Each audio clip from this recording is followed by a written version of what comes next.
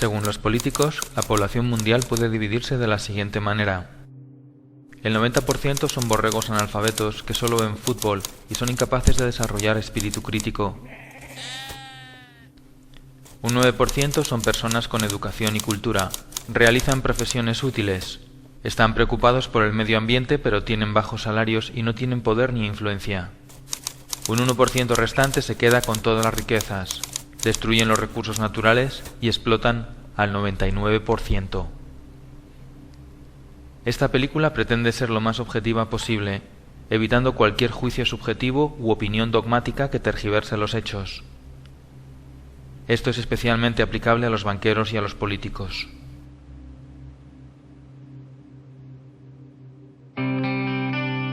Según el Bank for International Settlements, los bancos alemanes y franceses tienen expuestos en la economía española y la italiana unos 730.000 millones de euros. Según Santa Claus, el mayor problema de la economía española es el déficit público.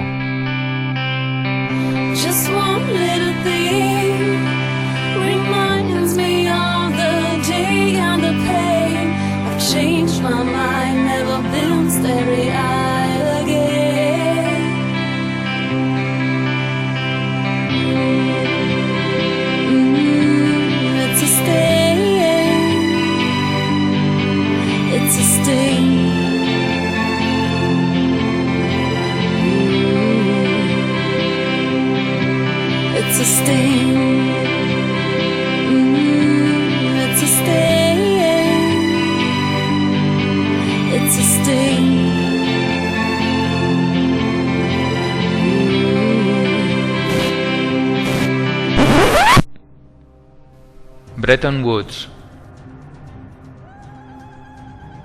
El 1 de julio de 1944, Estados Unidos convoca a 44 naciones que se reúnen en Bretton Woods.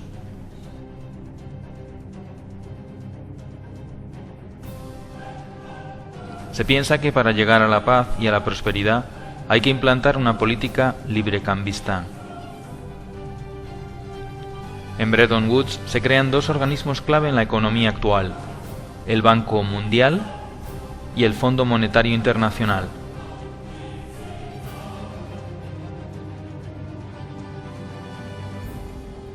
El Fondo Monetario Internacional tenía como misión conceder préstamos a países con problemas en la balanza de pagos.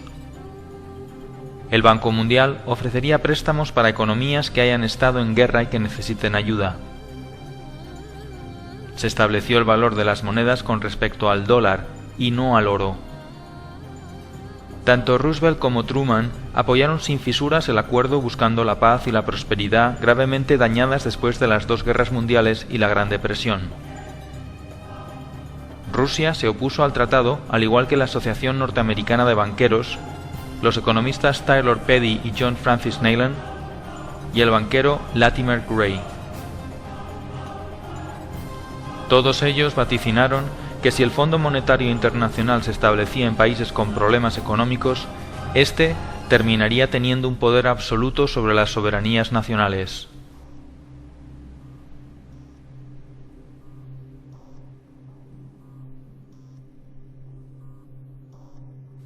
Entonces, surge una pregunta: ¿qué es el dinero?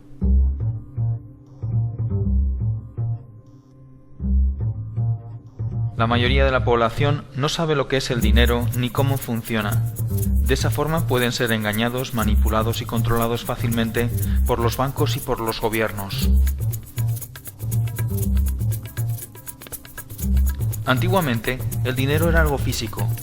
Se utilizaba como forma de intercambio. Cualquier cosa podía ser dinero: una pluma, sal, conchas marinas, semillas de cacao, arroz, ámbar, especias, cobre o también los metales preciosos. Con el tiempo aparecieron las primeras monedas y luego billetes cuyo valor se referenciaba con el oro o con la plata. Como el oro era muy engorroso de transportar, se empezó a guardar en bancos y estos emitieron pagarés que valían lo mismo que el valor depositado en oro. Pronto los banqueros se dieron cuenta de una cosa: si un banco emite mucho más pagarés que el oro que tiene depositado, nadie se dará cuenta, y le hará mucho más rico. Este sistema se conoce como sistema de reserva fraccional. El banco solo tiene que tener una parte del dinero.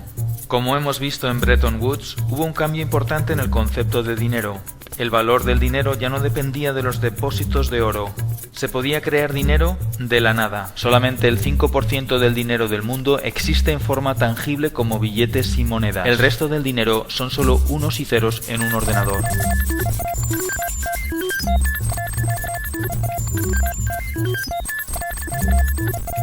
La actual política monetaria se basa en el sistema de reserva fraccionaria. Este sistema consiste en que un banco tiene derecho a prestar el dinero de sus clientes al mismo tiempo que tiene la obligación de devolvérselo cuando lo reclamen. El dinero es creado todos los días por los bancos privados en una red compleja denominada de intermediación bancaria. Cada vez que alguien pide un préstamo, el banco emite un pagaré que de la nada se convierte en dinero. Aunque se crea el dinero de esta manera, el sistema está fuertemente regulado y se basa en la confianza. Para que esto sea posible, se establece un pequeño control llamado el requerimiento fraccional de reserva. El requerimiento fraccional de reserva es el límite que impone un gobierno para la creación de dinero mediante el coeficiente de caja. El coeficiente de caja indica el porcentaje de dinero que un banco debe mantener en reservas líquidas y se calcula mediante la siguiente fórmula. Según el reglamento 1745/2003 del Banco Central Europeo, el coeficiente de caja está en un 2%. Sin embargo, según el artículo 4, los depósitos a plazo a más de 2 años se les aplica un coeficiente de un 0%. Esto quiere decir que se puede crear dinero de la nada ilimitadamente sin generar depósitos de reserva. El único límite en el mercado interbancario será el definido por el efecto multiplicador del dinero, pero en la práctica no hay límite.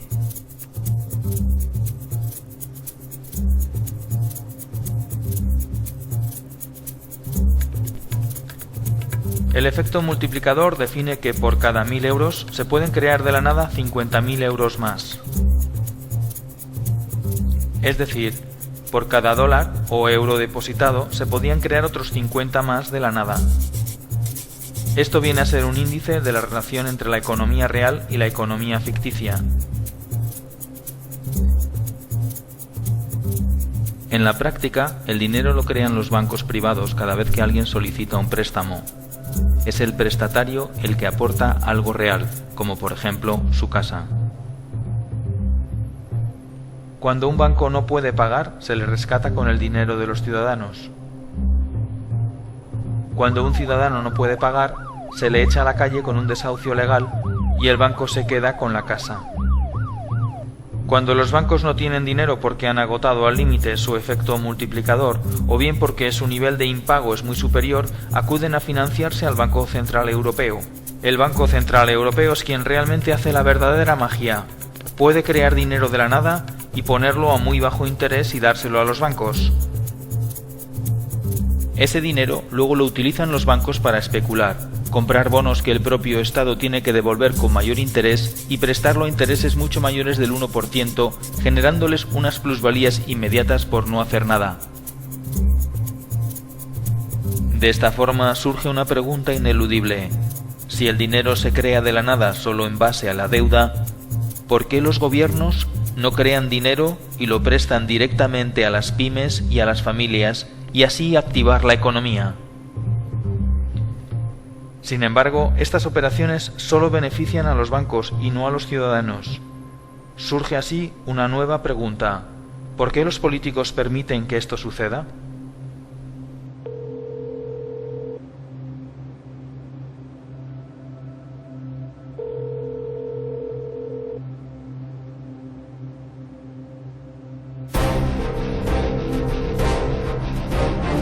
Teoría de las puertas giratorias. Los políticos gastan el dinero público en proyectos, endeudándose, pidiendo dinero a bancos que crean el dinero de la nada, pero que cobran intereses haciéndoles un favor.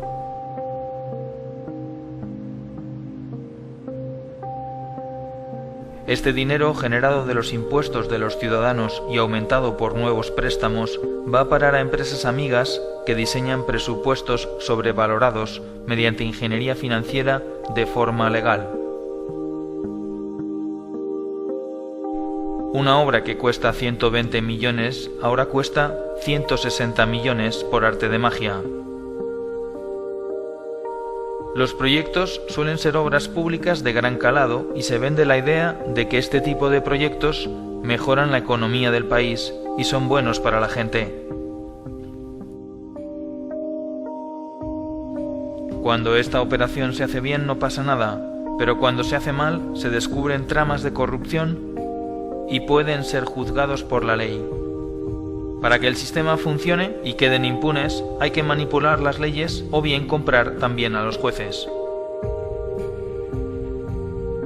Una vez que el político se queda con la diferencia, el dinero se guarda en paraísos fiscales lejos de cualquier control.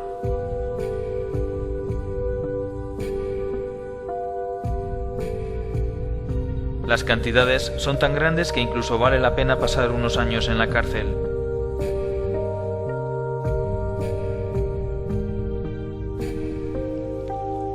Para devolver el favor que los bancos hacen a los políticos, estos legislan haciendo que la banca siempre gane y organizando más tarde sustanciosos rescates con el beneplácito de las instituciones internacionales que están metidas en el ajo.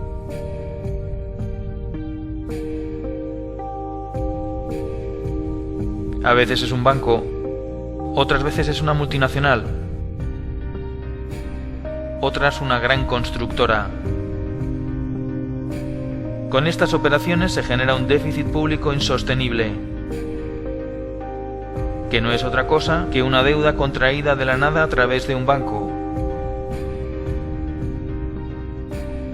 Todo se hace muy complicado para que nadie lo pueda entender.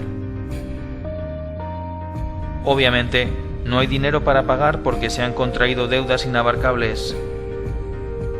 Se vende la idea de que hemos vivido por encima de nuestras posibilidades. Como solución, se acude entonces a un rescate. El Fondo Monetario Internacional rescata al país priorizando el pago de la deuda e incluso cambiando la Constitución. Pero para aprobar el nuevo préstamo, que también se crea de la nada, se exige al país que aplique unas medidas que garanticen el pago de la deuda. Las medidas van destinadas a esclavizar a la clase media mediante la bajada de salarios y el cese de los derechos adquiridos. Se privatizan los activos del gobierno y estos pasan a manos privadas, a precio de chollo. Una vez que los políticos acaban su mandato, se incorporan como consultores a alguna de las empresas o bancos a los que han hecho un favor. Muchos de los altos directivos de empresas como Goldman Sachs, Lehman Brothers, JP Morgan, Morgan Stanley y los grupos energéticos terminan trabajando en los diferentes gobiernos y viceversa, confirmando una vez más la teoría de las puertas giratorias.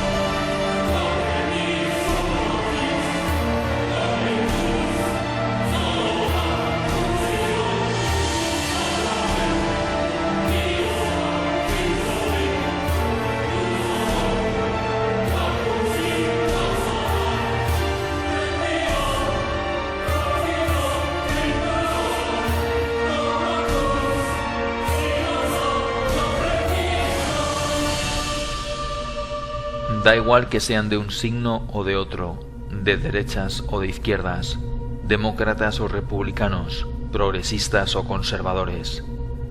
La realidad económica nos señala que los políticos, en lugar de prestar sus servicios a la ciudadanía, al 99%, la prestan al 1%. No es malo que la empresa privada y lo público estén conectados, pero es malo que los políticos trabajen solo para ese 1% y engañen al 99%, mientras ese 1% abarca la mayor y más contundente fortuna jamás amasada en la historia de la humanidad y la deposita, tarde o temprano, en los paraísos fiscales.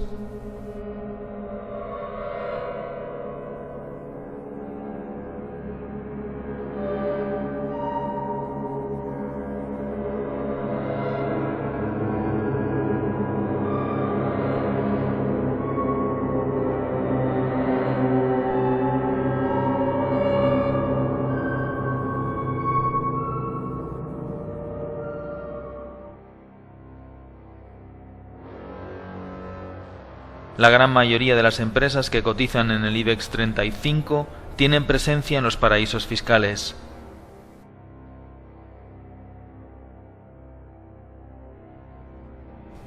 Los países pobres pierden anualmente unos 160.000 millones de dólares por no recaudar impuestos a las multinacionales que operan en sus respectivos países. Según Eurostat, las inversiones financieras destinadas a los paraísos fiscales provenientes de la Unión Europea en el año 2011 ascendieron a 58.900 millones de euros. Según The Global Financial Integrity, en el año 2009, los flujos de capital que acabaron en paraísos fiscales fueron un total de 903.000 millones de dólares. Si todo el dinero destinado a los paraísos fiscales pagara impuestos, se podrían lograr los objetivos del milenio.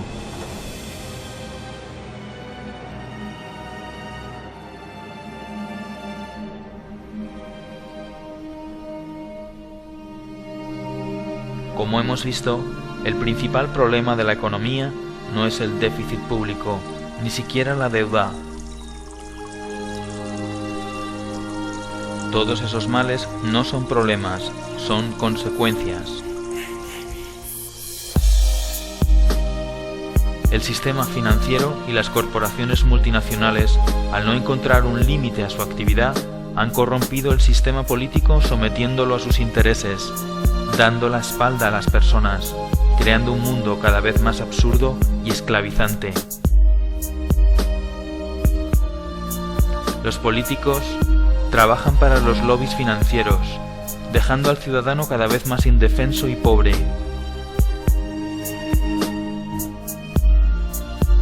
Dos tercios de los habitantes de nuestro planeta son pobres, y más de 1.000 millones de personas conviven con la malnutrición y el hambre. Y mientras, se inyectan miles de millones de euros a los bancos.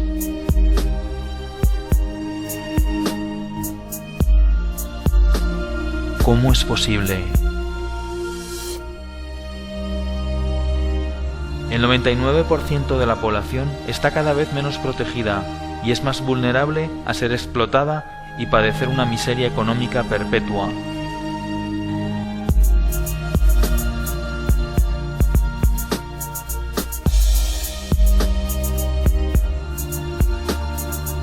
No es una crisis, es la mayor estafa de la historia.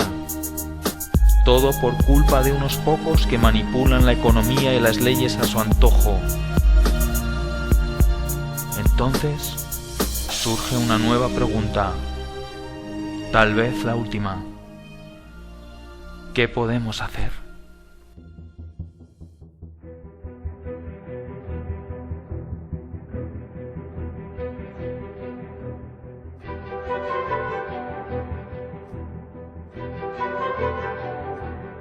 Creación de una tasa sobre operaciones financieras del 0,1%.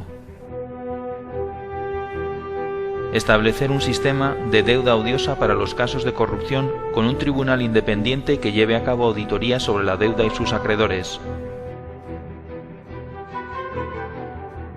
Acabar con el secreto bancario. Limitar la actividad de los paraísos fiscales mediante impuestos al capital circulante del 30%. Presionar a los partidos políticos para que reorienten sus políticas a favor del bienestar de los ciudadanos. Apoyar asociaciones que persigan una justicia más independiente del poder político y económico. Utilizar la banca ética. Presionar y participar en las organizaciones sindicales para contrarrestar el poder de las multinacionales y de las reformas laborales. Participar y apoyar organizaciones que fomenten la solidaridad y el comercio justo. Pon en marcha una iniciativa legislativa popular. Entérate de cuáles son las condiciones concretas en tu país. Participar y apoyar organizaciones que protejan el medio ambiente y propongan un modelo de crecimiento sostenible. No votes a los partidos mayoritarios. Lee libros e infórmate sobre la realidad. No te creas lo que te dicen los medios de comunicación, la mayoría están comprados. Piensa que la pasividad y el escepticismo son cómplices de la corrupción. Afíliate a un partido con el que estés en desacuerdo y trata de cambiarlo desde dentro. No utilices la violencia, utiliza la cabeza. Somos el 99%. Tenemos mecanismos para contrarrestar el poder. Somos más fuertes. Somos más. Es hora de entrar en acción.